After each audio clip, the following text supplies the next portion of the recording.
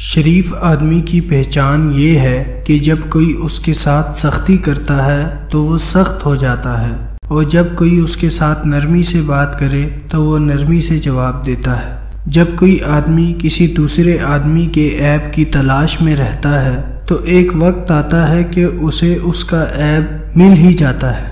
جو شخص جان بوجھ کر گمراہی کا راستہ اختیار کرے اسے کوئی راہ راست پر نہیں لا سکتا۔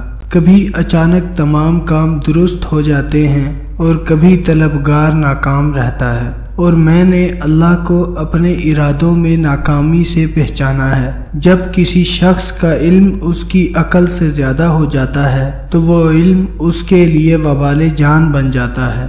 صدق یقین کے ساتھ سوئے رہنا اس نماز سے کہیں بہتر ہے جس کے پڑھنے میں یقین شامل نہ ہو۔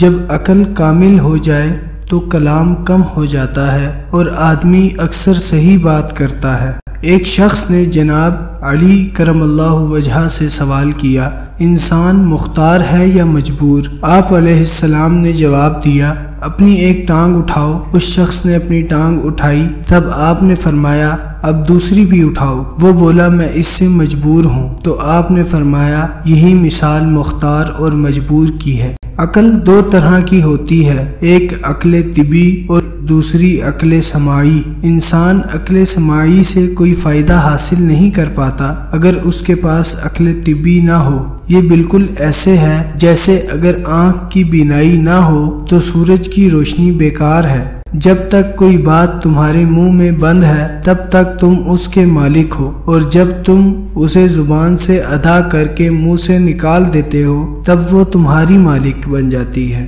کمینے آدمی کی پہچان یہ ہے کہ جب کوئی اس کے ساتھ نرمی سے بات کرے تو اس کا جواب سختی سے دیتا ہے، اور سختی سے بات کرنے والے کے سامنے ڈھیلا پڑ جاتا ہے۔